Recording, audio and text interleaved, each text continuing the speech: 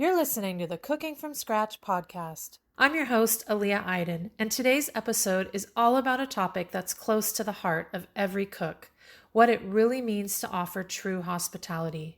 In a world where convenience often takes precedence, cooking from scratch isn't just about the food, it's about the love and intention behind it. Hospitality isn't just serving a meal, it's creating an experience that makes people feel welcome, valued, and cherished. It's about crafting moments that linger long after the last bite. The inspiration for this episode comes from my Soul of Cooking summer project, where I combine two of my passions, mindfulness and cooking, with the intention of providing you with motivation and inspiration for cooking to be a joy instead of a chore. So let's dig in.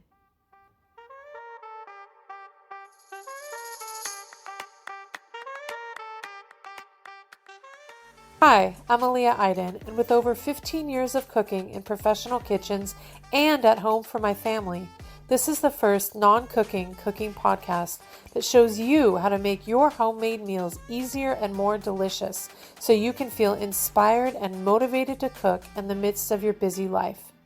We go behind the scenes and tap into the stories and inspiration of chefs, bakers, farmers, and other culinary professionals to reveal what they're up to in their kitchen right now and what their favorite at-home dish is to cook from scratch. This is the Cooking from Scratch podcast. Good morning, everyone. Welcome to the H is for Hospitality week here in the Soul of Cooking. Welcome wherever you are listening from in the world, whether it be morning or afternoon or evening, or if you are listening to the replay of this live, I am happy to have you here. I'm Aliye Aydin, and this is the fourth session of the Soul of Cooking 9-week summer program, where I'm combining two of my passions, cooking and mindfulness / spirituality, with the intention of providing you with motivation and inspiration for cooking to be a joy instead of a chore. You have to excuse me, I have my notes over here that I will be looking at periodically. Now, before I get started, I wanted to give a little background about this 9-week program and why I am offering it now. Last year, I took a year-long course to receive a certificate in spiritual literacy, and that course is based on a book called The Alphabet of Spiritual Literacy, and was written back in the 90s by a Methodist couple, Mary Ann and Frederick Brusset. 3 years ago, they started offering a course by the same name, The Alphabet of Spiritual Literacy, Reading the Sacred in Everyday Life, as an online course. And they also run an incredible resource, a website called the Spirituality and Practice website, that's over 65,000 pages of content. So if there's anything you want to know about spirituality and practice, that is your resource to go to. It is absolutely extensive. So please check that out. So as part of the completion for the certificate program, we had the option to do what's called a capstone project to become a facilitator of the Alphabet of Spiritual Literacy. And that's what this 9-week summer program is. Now, the Alphabet of Spiritual Literacy, as written by the Brussets, has 37 words or concepts, but for the purposes of this course, I've narrowed it down to 9 of my favorites, or ones that I thought related most to food and cooking, because that is my background. And throughout this 9-week period, I will be giving my reflections on the words and the concepts and how I found they relate to my motivation and inspiration for cooking and serving others food. Now, my intention for each of these Friday sessions is to be about 30 minutes long. And if you can't make it live, I've posted a form in this group for you to fill out and receive a link for the replay. So be sure to do that. If you provided your email when you signed up for the group, some got recorded, some didn't. So just be sure to fill out that form if you want to be sure to receive the replay links. In these sessions, I will talk about the concept of the week. This week, it's hospitality, and I will talk about its relation to food and cooking, and then I will share a dish idea or recipe, and we'll talk about flavors, techniques, and ingredients. And in the follow-up emails I send out, I'll have a replay link in there, and I'll also be that we'll be recapping, obviously, these Friday morning sessions, along with additional contemplative and mindfulness practices on the concept of the week for your consideration. So with that background, housekeeping out of the way, let's get started. This week's alphabet of spiritual literacy word of the week is hospitality. Now, the concept of hospitality is very often thought of in relation to cooking for and feeding others and inviting them into your space to break bread together. The definition of hospitality, according to the alphabet of spiritual literacy, is welcoming others, friends, foes, neighbors, strangers, and all guests with courtesy, politeness, respect, kindness, and mercy. By practicing hospitality, we accept and affirm diversity and increase our tolerance of groups we perceive to be different from us. Now, practicing hospitality counters hostility, criticalness, distrustfulness, suspiciousness, and otherwise being unwelcoming of others. It counters this. And some ways that we can practice hospitality is by engaging in interreligious dialogue, joining others in their mode of worship, and visiting other sacred spaces besides our own. And that can include other people's dinner tables.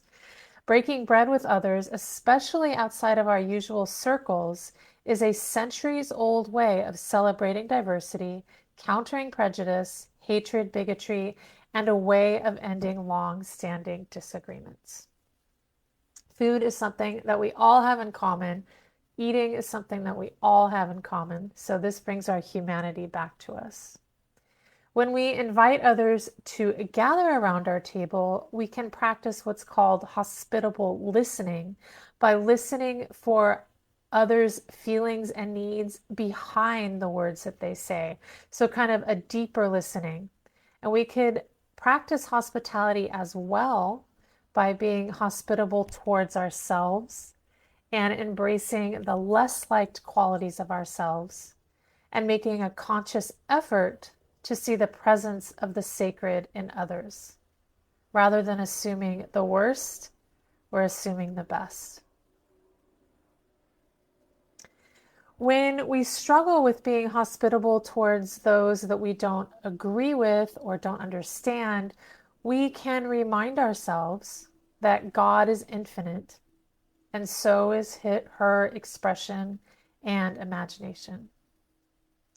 This infinite diversity is a means to get to know ourselves and each other and God more deeply.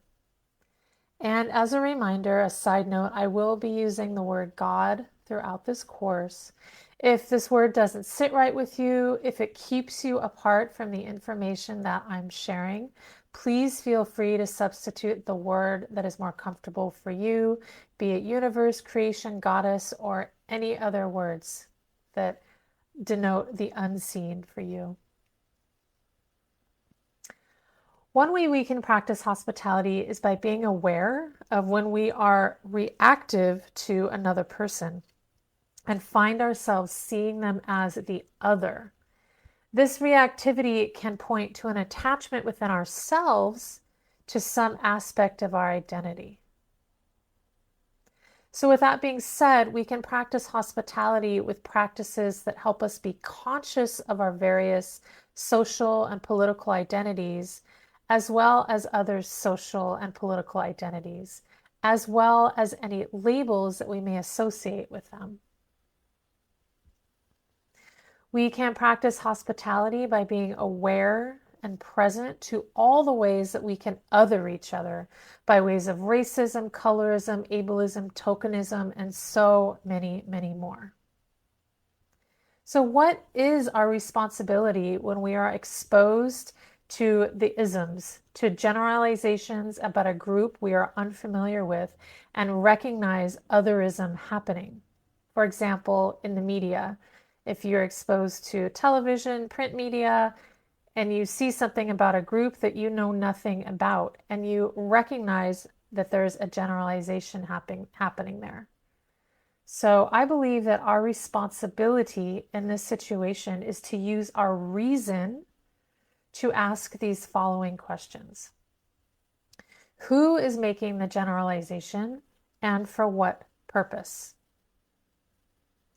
As well as, before we give any credibility to this generalization that we've come across, that we make a point of getting to know someone, an actual person and the group that is being generalized about.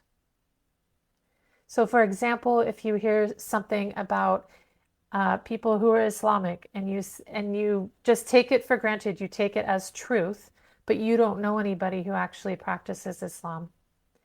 It is our responsibility to practice hospitality, to get to know a person that is actually practicing that religion, for example, invite them to our table. This is what drew me into cooking in the first place. Inviting people in, breaking bread with them, learning who they are and what they love. And once we've gotten to know the person that is practicing, say, a particular religion, or is a person within that group that has been generalized, then we can explore what they actually believe and practice, rather than just taking these generalizations as truth. It defies reason to believe something about a group that is voiced by someone who is outside the group.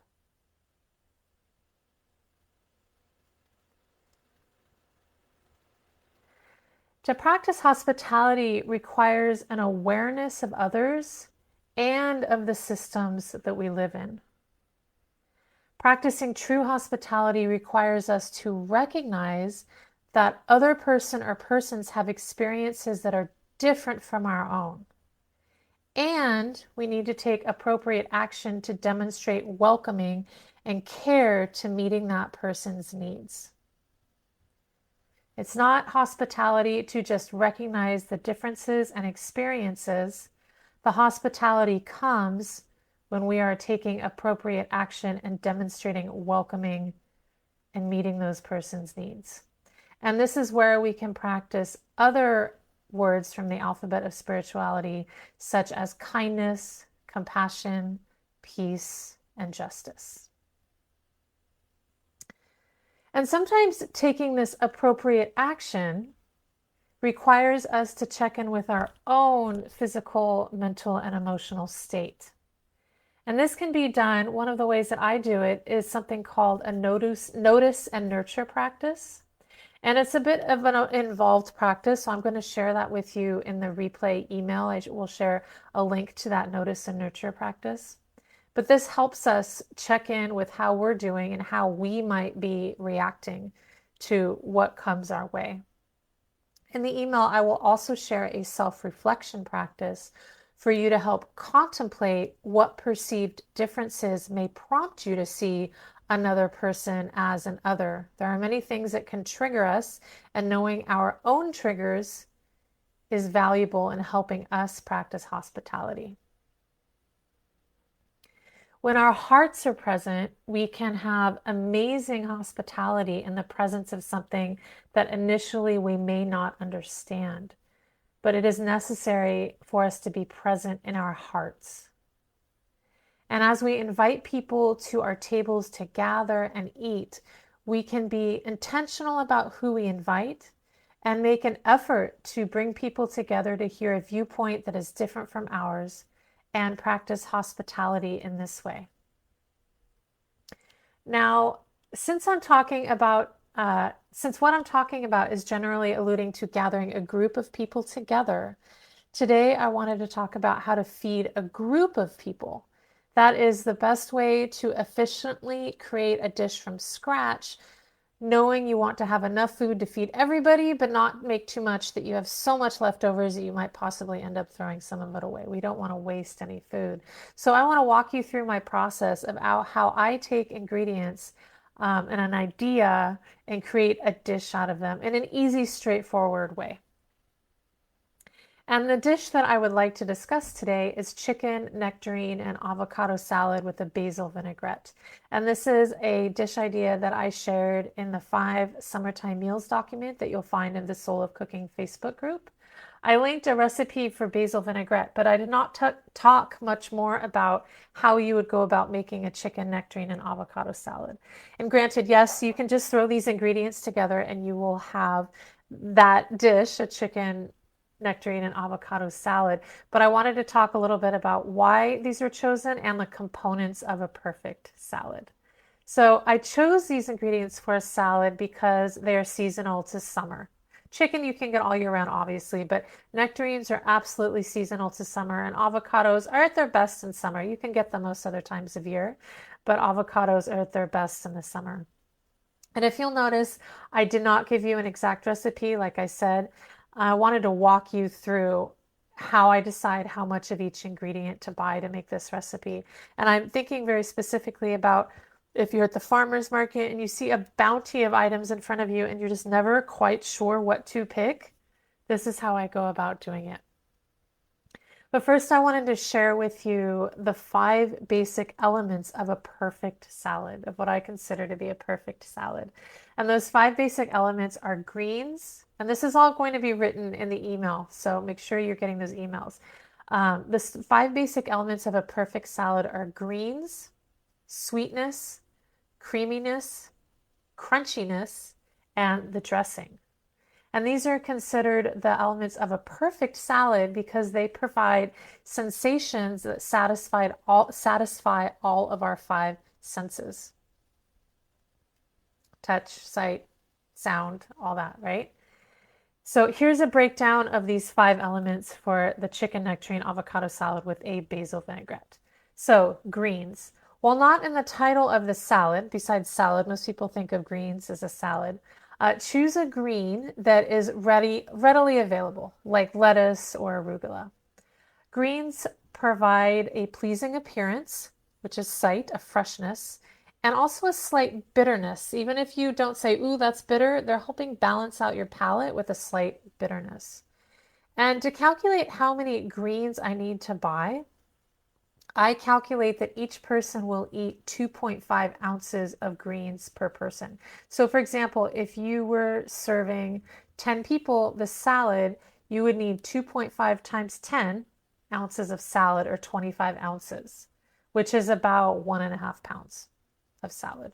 So if you're going to the farmer's market or buying the bags of salad mix, you will see either an ounce or a poundage written on the bottom of the bag, or at the farmer's market, they will weigh the amount of salad for you, and you can buy 1.5 pounds of loose leaf green mix salad. If you're buying heads of lettuce, you can weigh them and you can take out a little bit, I don't know how many ounces, maybe 3 or 4 ounces for the base of the lettuce. You know, that's a little bit heavy, right? So that's how much greens you want to start with, 2.5 ounces per person. Now, the sweetness in this recipe, part of the 5 elements of a perfect salad, sweetness is provided by the nectarine, which is obvious, and also a bit from the basil dressing as well. You know that basil has a bit of sweetness to it. So, I mean, like a licoricey flavor to it, which can provide a little bit of sweetness, also a little bit of bitterness. So that's coming from the basil dressing a little bit as well. And to choose the amount of nectarines you want to buy, I picture how much of a nectarine that one person would be eating. And I'm thinking, well, every person might eat a half a nectarine in a salad. I mean, not literally, but end up equating to about a half a nectarine. So for 10 people you're making the salad for, I would purchase 5 nectarines.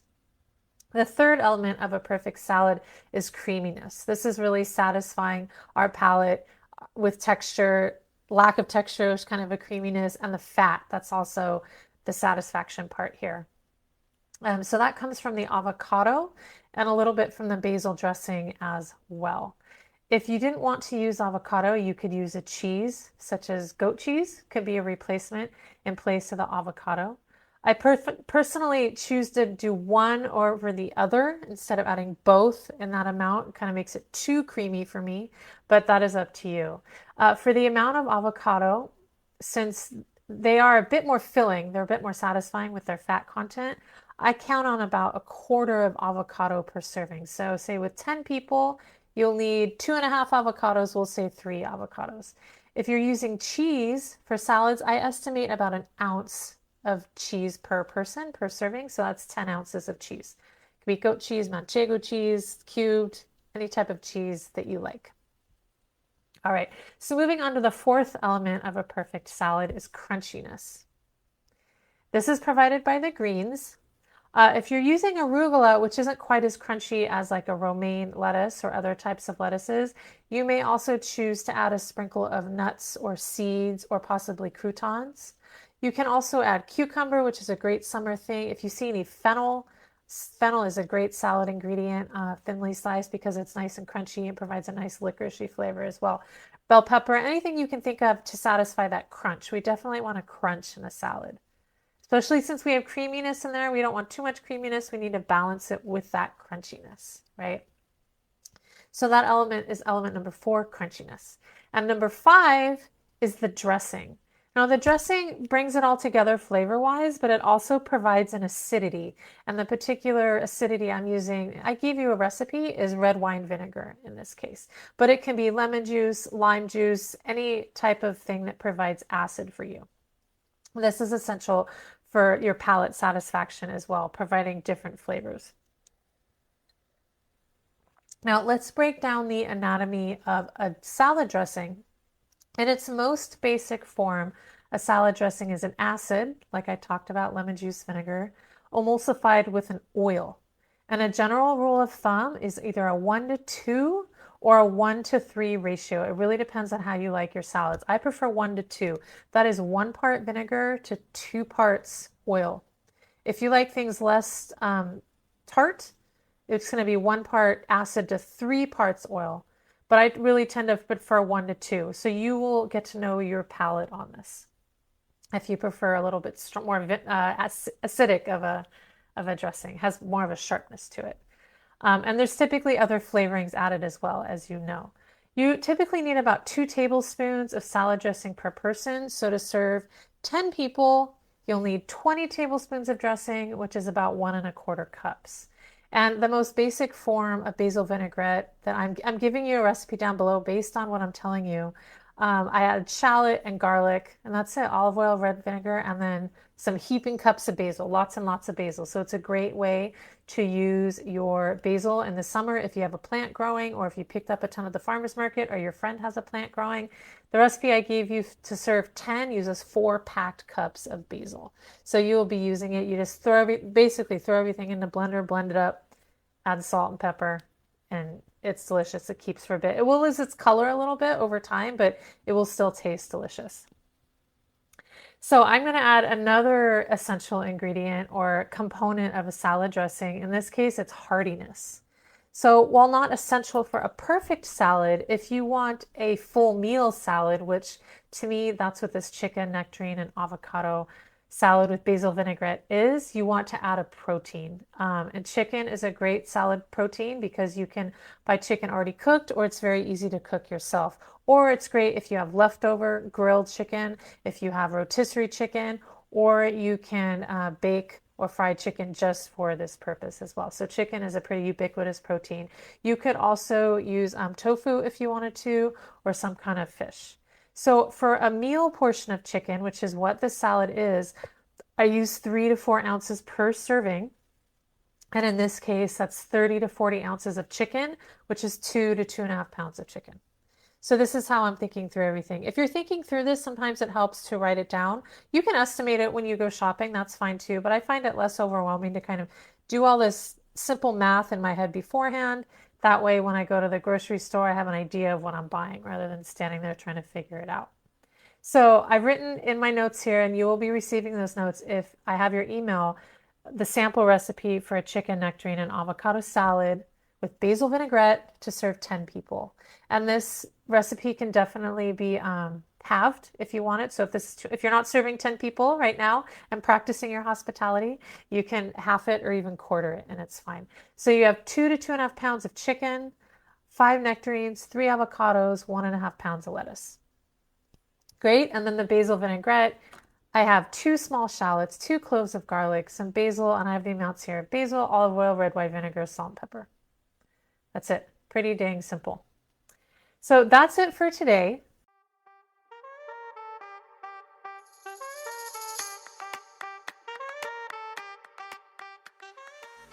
We hope you enjoyed this episode. If you did, please leave us a review on Apple Podcasts and Spotify and share this episode with your friends. Thanks for tuning into this episode of the Cooking from Scratch podcast. I hope you found some fresh ideas to spice up your meals and make your kitchen adventures even more exciting. If you're eager to dive deeper and learn some game-changing tips for effortlessly adding variety to your meals, don't miss my upcoming live masterclass called 6 Easy Ways to Quickly Add Variety to Your Meals. In this 90-minute training, I'll be sharing practical strategies and creative ideas to transform your cooking routine and give you back your time and energy on weeknights. Whether you're a busy professional, a home cook looking to mix things up, or just someone who loves great food, this masterclass has something for you. When you click the link in the show notes or visit www.fasteasydinners.com to reserve your spot today, you'll learn how to turn your everyday meals into something extraordinary. Until next time, keep cooking, keep experimenting, and keep enjoying every bite.